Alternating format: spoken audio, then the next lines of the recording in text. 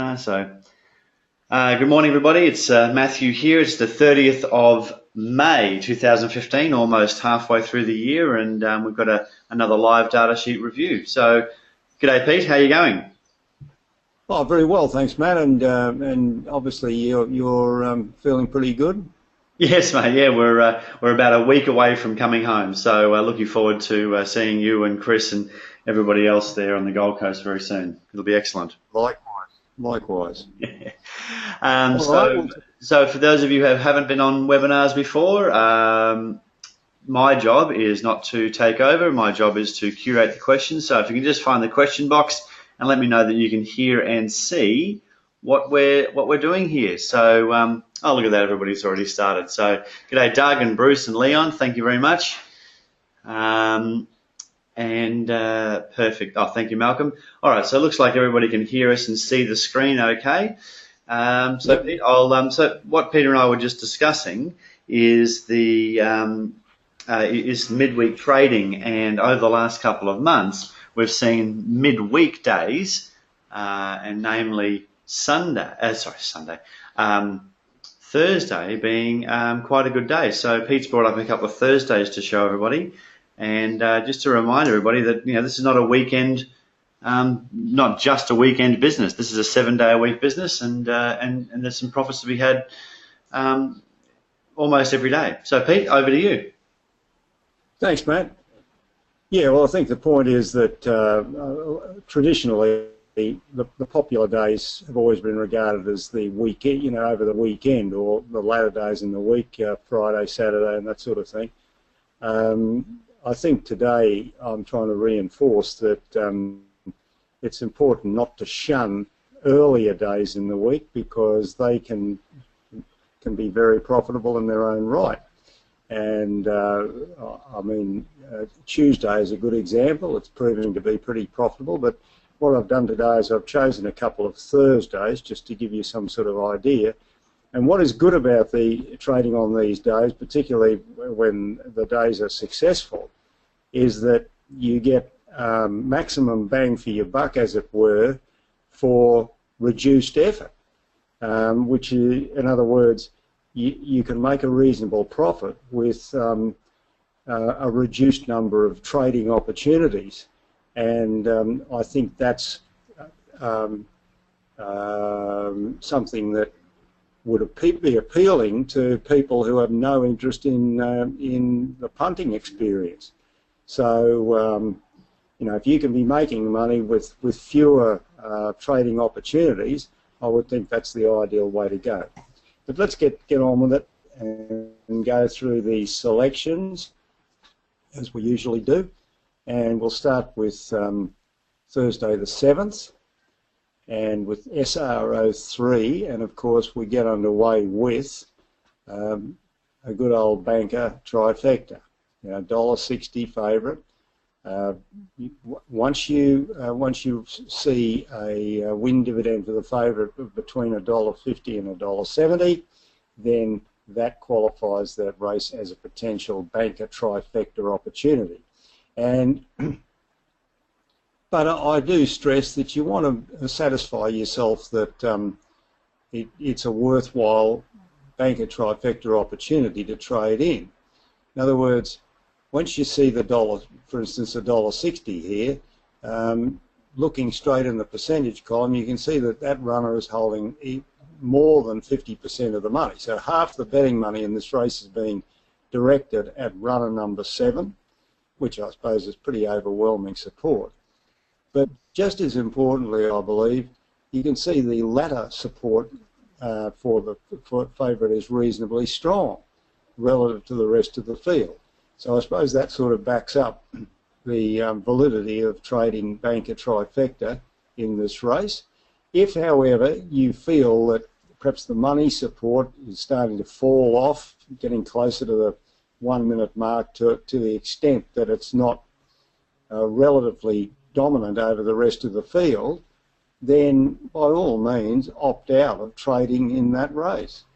And remember that if you're going to trade banker trifecta, it's either banker or nothing, because $1.60 would disqualify the race if you were making group selections, given that the minimum win dividend value has got to be $1.80 or more. So it's only mega factor where you've got the dual option of trading either mega or trading with just the basic group selections.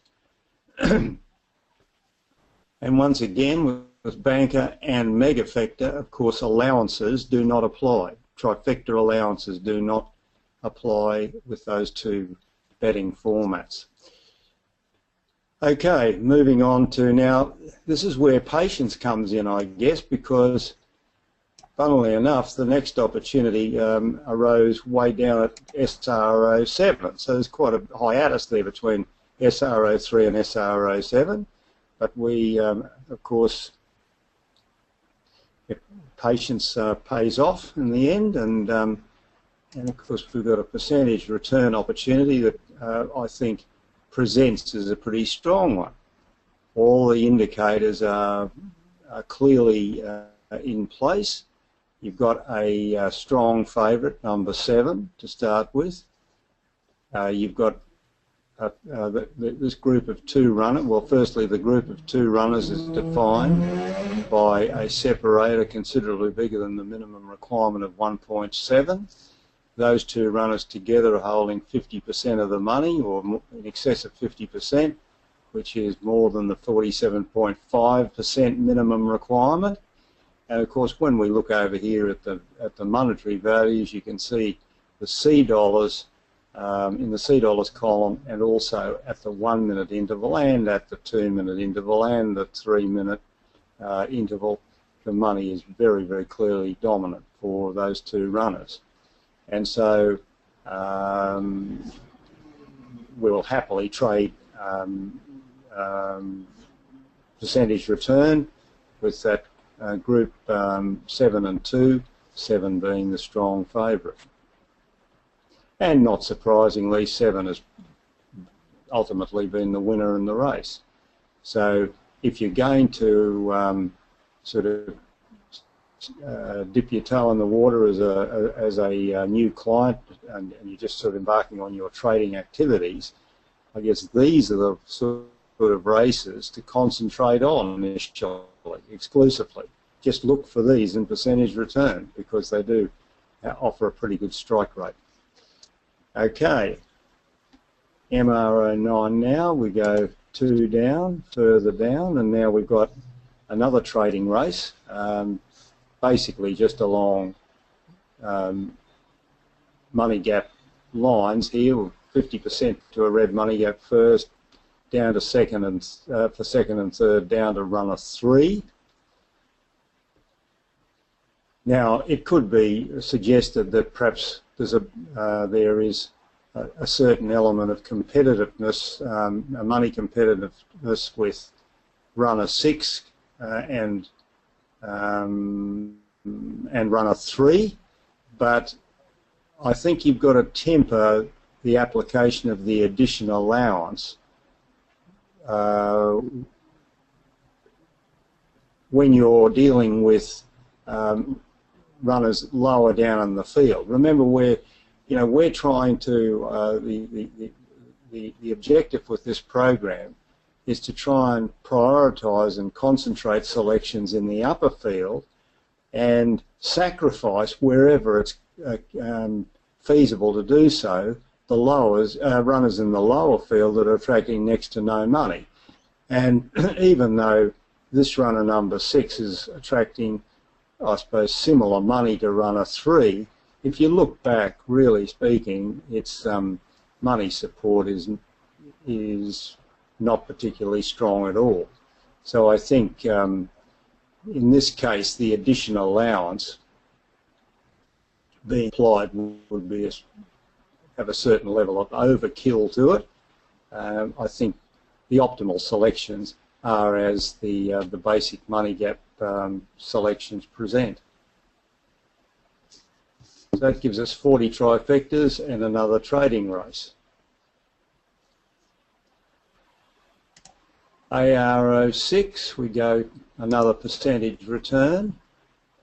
Now this time we've got a weak favourite, well, a weak favourite in terms of percentage, but remember, if a favourite is at the top of the field with its own red separator, it is deemed to be a strong favourite, irrespective of the percentage it holds.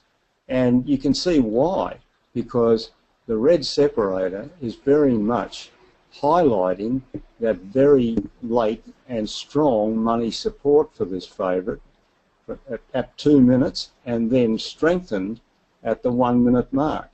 So effectively, runners that immediately below it are not going to be as competitive, money competitive, as we would like them to be in order to trade against a weak favourite. And so we just deem a favourite at the top of the field with its own red separator to be a strong favourite, in which case there's no question, it just gets added to the group, the trading group. And we go to SR08. Now here's a nice little compact selection grouping.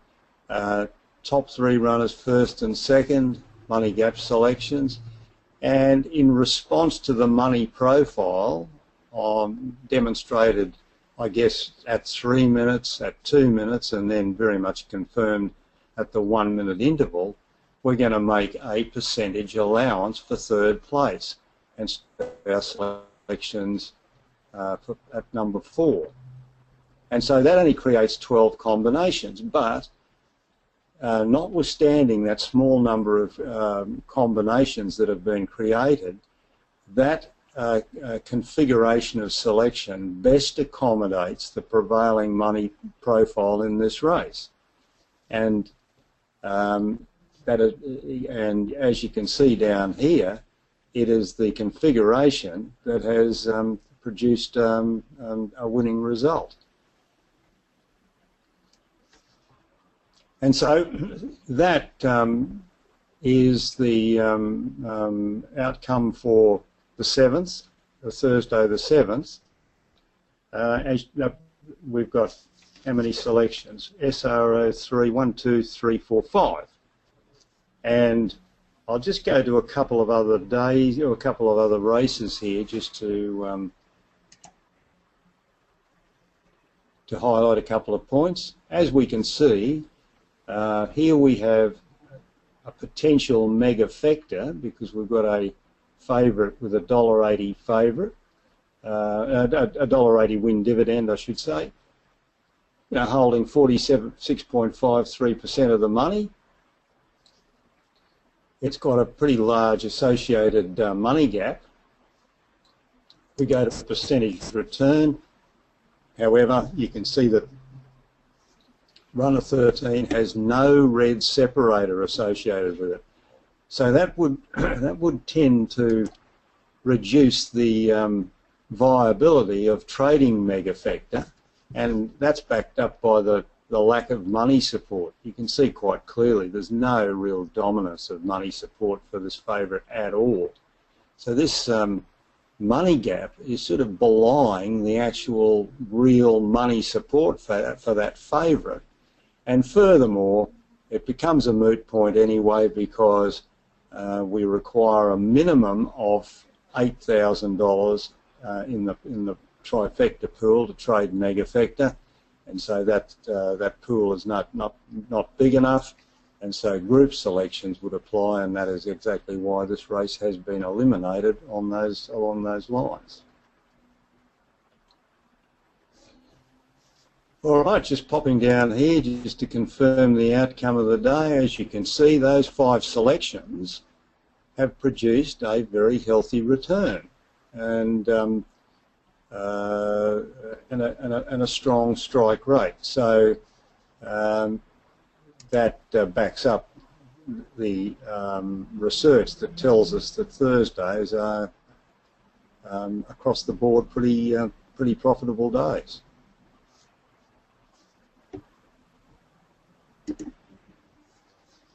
Okay, we go down to Thursday the 14th, which is the following week. and we start with SRO1.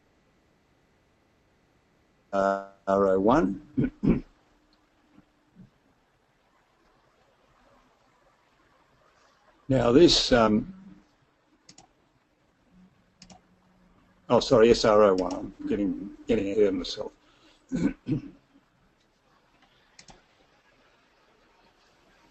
Now here's a tidy little percentage return to get the ball rolling on this particular day. Once again, all the indicators stack up. Runner 2, our doubly strong favourite. It's not only strong in terms of percentage, it's also strong because it's sitting at the top of the field with its own red separator. There's a separator defining that group of 2 runners, 2 and 4, much bigger than the 1.7 minimum. Those 2 runners holding close to 50% of the money by themselves. And once again, you can see the cumulative money support for these 2 runners. It's quite dominant, relatively speaking, strong here, strong here, strong here. So there's a sort of a facsimile of that race that we saw on that previous day in percentage return, with a group of 2 runners as the trading group. And this time it didn't produce a winner, but I mean, as we all know by now, or we should know,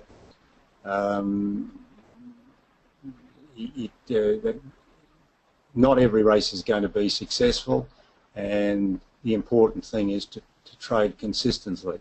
There is no doubt about it that this presents as a strong opportunity without the benefit of the results in hindsight.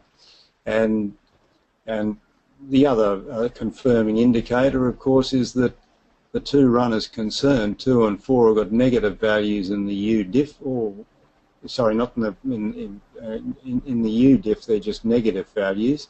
But those 2 runners have got numbers in the WUP column as well. So all the indicators suggest that that's quite a healthy trading group to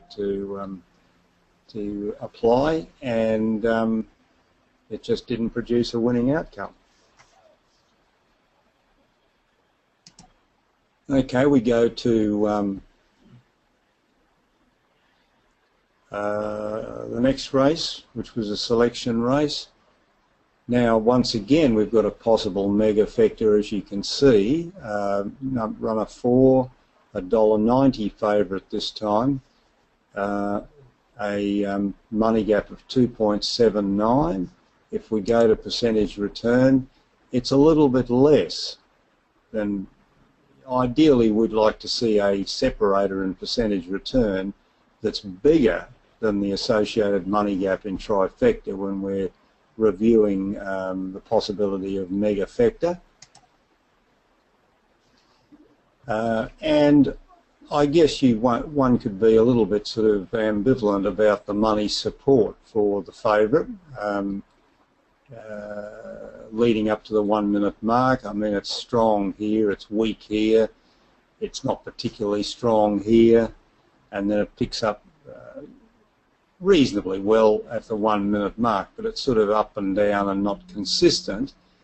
But once again, it's a moot point because the pool is too small, and so therefore we're obliged to run with group selections, which would be just along the basic money gap lines, top 3 runners first, top 3 runners second, and down to the bottom for third, giving us 36 combinations.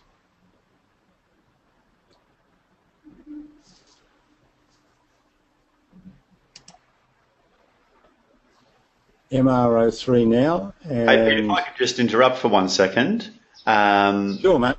Yeah, look, I just wanted to know how many people here, just open up the question box or the chat box, how many people here are actually running the program? I would say, you know, two Thursdays out of 4. You know, who's actually running the program midweek? Because, you know, we're talking about this Thursday and the previous Thursday, both putting together, you know, a substantial amount of money. And if a lot of people, a lot of our customers who have lower expectations or have other jobs and things like that to do, are you actually running the program on a Thursday? So, so Malcolm is saying yep most weeks on a Thursday. Chris Roberts is saying yep all Thursdays, good returns. Every second Thursday, Leon, thank you. Doug, randomly. Well, you might want to put a diary note in there to be less random about your selections. You know what Peter and I have found over the years is to actually be consistent. Doesn't matter what days it is, as long as you're consistent with the days. And I understand you've got life to lead and things like that. I'm not giving you a hard time. It's just a nice thing to be reminded of. Leon, 7 days. Bruce is most days using his tablet. I'd like to talk to you about how you're doing that, Bruce, if you're using an off-site server or you're logging into your computer. So look, at a lot of people who are every second Thursday for Stuart. Look, thanks, guys. I just wanted to really understand how you guys are using the program, because we don't get reports out of the software. There's no clandestine way of us actually monitoring your activities. So we need you to tell us what you're doing. And it's always interesting to see that, to ask these questions. So, look, thank you for that. And I guess the key here is consistency, isn't it, Pete? Oh, absolutely, Matt. Absolutely. Yeah, good. All right, well, back to you. Just wanted to interject there. And Bruce uses his Wi-Fi to hotspot with his phone. Good. Hey, all right, so back to you, Pete. And if anybody else has days that they do use the program, that they find more successful. Sorry, I'm just reading the questions as I scroll through here frantically. Let us know, because we're always interested in your activities and how you're doing it. Pete's just saying he had a loss on SR1 on the 14th, but he did finish the day with over $1,000 for the day profit. So thank you for that as well, Chris. So, good days are being had, and they're there for the taking for you if you're running the program. So back to you, Pete. Yeah, thanks, Matt. So I guess in answer to the question that I'm asked many times, and that is, what's the best days to trade? Well, unfortunately, none of us have a crystal ball, so you can't really predict an outcome for a given day in advance. What you've got to do is be consistent, but I guess what I'm trying to highlight with showing these weekdays is that every day can be very profitable and can be produce a successful outcome. So don't sort of just whimsically think, well, because it's Monday or Tuesday or Wednesday or Thursday, I won't bother giving it any consideration. That's probably, I feel that if you do that, then you're denying yourself, a possible profit generation that's there to be had. Okay, continuing on, this particular race, as you can see, the first and second place selections extended down to runner 1. And the third place selection stopped down at runner 11, making a money gap allowance. Now, if you look further down, there might be some query about, well, the amount of money for runner 6 being competitive with the money for runner 11. But it goes to what I was saying earlier. You've got to prioritise from the top down with this program. One of the follies it can be that people give overemphasis to what's happening in the lower section of the field at the expense of what's happening up top. And if you look at what we've got here, the absolute dominant money is for these runners here, and pretty much the bulk of the money is held by runners down to number 11. Yes, the runner 6 is attracting money that's, I suppose, similar to the money for runner 11, but if you look back at the money support for runner 6 over the series of intervals, it's next to nothing. And so really to give, I believe that fully justifies the application of that money gap allowance for third here to optimise the selections in this race. And of course, why can we make a money gap allowance and stop without the benefit of a money gap? Because we're covering at least 90% of the money to a multiple in the money gap column that's 1.3 or more. And I guess at this point I will reinforce also that when you're making allowances for third place, it's either one or the other. You either make a money gap allowance where you're covering the full percentage requirement to a multiple that's less than the minimum money gap requirement, or if you're making a percentage allowance for third, you cover to a recognised bona fide red money gap, making a percentage allowance or concession. So it's one or the other. You don't make both. All right, so moving on now to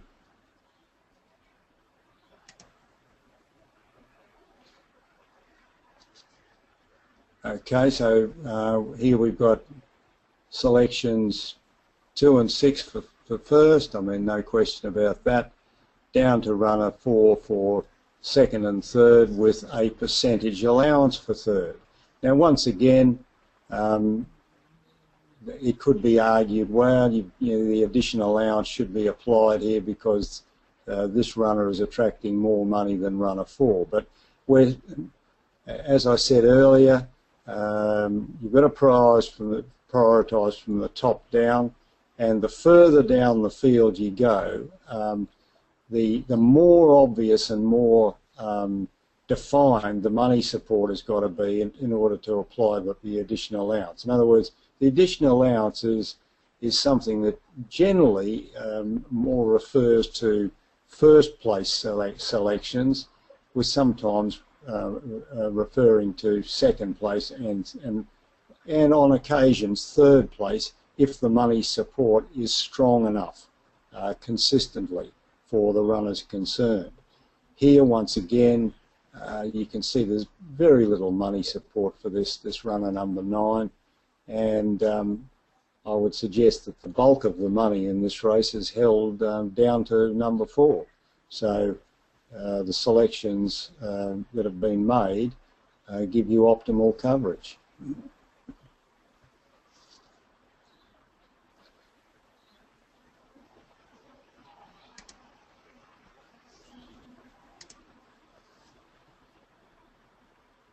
Yet again, another percentage return opportunity, trading with a strong favourite and one other runner, 4 and 1 the group, 49.18% cumulative held by that group, large separator defining the group, clear-cut cumulative money dominance here, clear-cut money dominance at 1 minute, not so much at 2 minutes, but certainly back here at 3 minutes. So there again, there's another trading race with just the 2 selections as the trading group.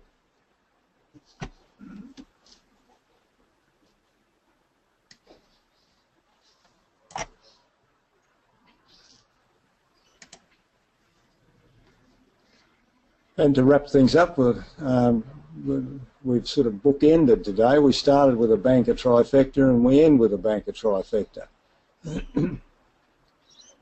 $1.70 the favourite, and so number 3 was singled out to come first. Selections for second and third down to runner 7 to give us 20 combinations and another banker trifecta trading opportunity. And if we go over and look at the results, here again you've got quite a tidy outcome. Sure, we started with a couple of losses, but I guess this brings up a point that, you know, we are mindful, or we should be mindful to have a stop-loss mechanism in place whenever we trade, but you don't want to be too gun-shy and, you know, make the stop-loss limit too small or too low in dollar terms, because as you can see here, even though we got away to a poor start, the money built as the day wore on and produced quite a healthy return.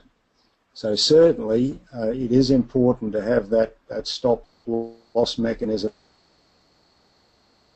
in place to contain the loss factor, particularly on the days that are just systemic losing days, but don't sort of make the stop loss dollar limit too small. In other words, give yourself a chance to get back into profitability on any given day.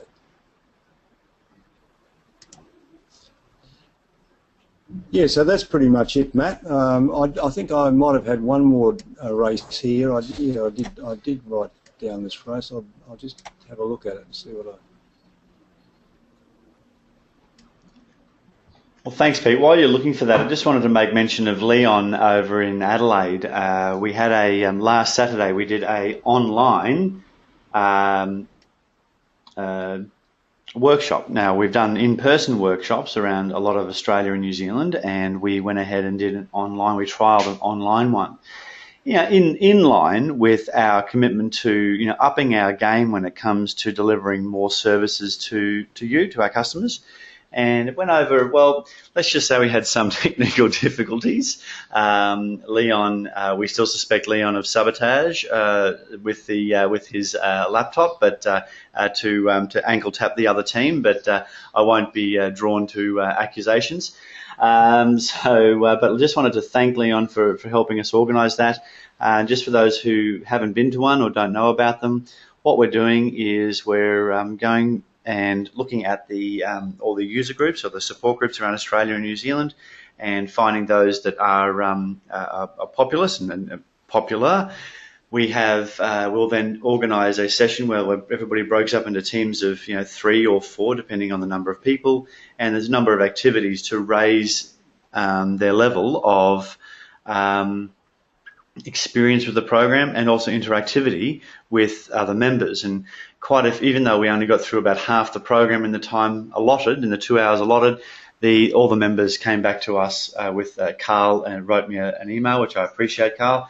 I can see him on the line today, online today, and so people got some real value out of that. And we're going to be finishing that program in the next session they do. Now, of course, Terry and I are travelling this next weekend, but we'll certainly make that happen. So just want to thank Leon and Carl and all the other members of the Adelaide group that were there, who were able to make it on the day, and we are going to be rolling that out across Australia and New Zealand as time goes forward. So, and if anybody wants a question about that, I'm sure that Leon is happy to answer any questions about that. But it was a great day, and I think that everybody walked away with a little bit of learning. I think some people are using some pretty interesting ideas when it comes to the program, and when push comes to shove, it's all well and good to be a passive participant in these webinars, but when you're actually put on the spot, you have to make a decision in regards to using the program. That's when your real training comes out. And of course, we all know how well our training has gone because we look at our bank balances with the program. And if they're not in the state that you'd like them to be, well, then maybe you should contact Pete and have that conversation and say, look, what is the best plan forward? So, so I just wanted to make mention of that. Pete, have you found that race you wanted to discuss? Yes, I have, Matt. It's just a possible mega factor. Once again, as you can see, I just wanted to point out mainly that the favourite, obvious guidelines are met here. A $2 win dividend for the favourite, quite a large money gap. If we go to percentage return, this time the separator is bigger in percentage return than the associated money gap in trifecta. And I think the money support for this favourite certainly reinforces the strong possibility of choosing megafecta as the trading option. But of course, once again, don't forget that the pool's got to be $8,000 or more, and if it's not, well then megafecta ceases to be an option and money gap selections then apply, and that's why I've made the selections that I have here. So that's basically just what I wanted to reinforce with everybody. Great, thanks. So yeah, I'd like to endorse Matt's comments there to all the good people down in Adelaide that attended. There were certain sort of issues that were very much in place down with the workshop that we ran. Yeah, for those of you that didn't attend, the internet was not our friend that day. So of course, those of you who have attended the the in-person workshops, you know that we rely heavily on the computers being hooked up to servers, and when they can't be hooked up, there's certainly challenges there. But I think we've found a way to overcome those issues, haven't we, Pete? Yes, I think so, Matt, and I think it was heartening to learn that, in spite of all the difficulties, people got some benefit from what was provided. So it heralds a good continuation of the program. Definitely. If you'd like, by the way, if you'd like to nominate your group, please just go ahead and email Linda, and we're happy to do them. We're prepared and we know what we're doing, and we have our virtual bags packed, ready to come to a city near you. So if you'd like to nominate your group, I think a good number would be a minimum of 6 people, wouldn't it, Pete? 2 groups of 3. Yeah, ideal, Matt. Yeah, and you don't have to do. I mean, Leon did it in a cafe, and I think the cafe's internet was a bit stretched, and the sound of there was a conference room, sure, but if you want to do it in your home, I think Leon's going to be doing 3 people in his office and 3 people in his lounge room at home next time, just so you can know that the internet's solid and still have the people able to be in the same venue. We even had one person dial in from off-site. He was a couple hundred kilometres away, and he had his own bit of learnings there as well. So we're trying to be as flexible as we possibly can. It's great to be able to work in teams. So if you want to nominate your support group as the next one, let us know. We're up for it. And as I said, it's all part of our commitment at TSS to ensure that you've got the best value out of our program, and at the end of the day, the most money in the bank at the end of the year. Yeah, absolutely. So Pete, look, I'm pretty complete with today. Is there anything else you wanted to say? No, not really, Matt. I hope that everybody's got some sort of derived some benefit from what has been on offer today, and thanks very much for your attendance once again, and we'll look forward to rejoining you all in a fortnight's time. And I'll be dialing in from Australia next time. Yes, and might I wish you, Matt, and your family a very safe journey back to the land of Oz. Thank you. Very good. Looking forward to it. All right then. Well, and there was one question that went begging that I missed, and then you moved on to the next race, Pete. I didn't want to ankle tap the process. So if anybody has a question, niggling question, or you review the recording of this, that I'm going to put up an email out. If you watch this and go, I've got a question, let us know. We're not here just to do this once every 2 weeks. We're here to actually support you in every way we can. So let us know what we can do, and we'll be there to ensure you've got a really good understanding of the program. No question is a silly question. Exactly. Other than, of course, who's winning the rugby. And by the way, Queensland did win. At least we've got something. In an inter-Australia competition, an Australian team won, Pete, so that's good news, isn't it? That's all we'll talk about, mate. That's all we'll That's talk all we'll about. I think we might have to start talking about the runaway bay seagulls or something next, if it keeps on this trend. It'll be a bit like Basil Fawlty. Don't mention the rugby. Don't mention the rugby. Anyway, look, I will.